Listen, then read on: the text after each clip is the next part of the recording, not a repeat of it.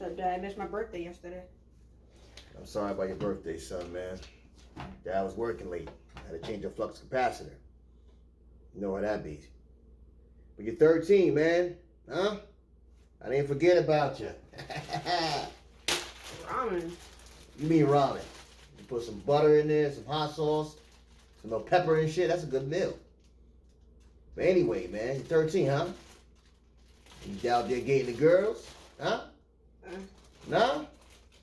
Dad, I'm a virgin, all right? I'm not ready for that. So you a virgin, huh? How does this make you feel?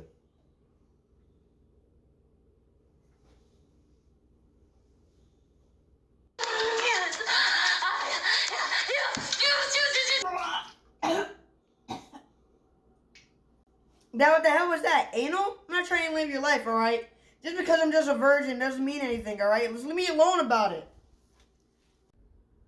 Get the fuck out of my house! You scared of a little anal. You fucking virgin.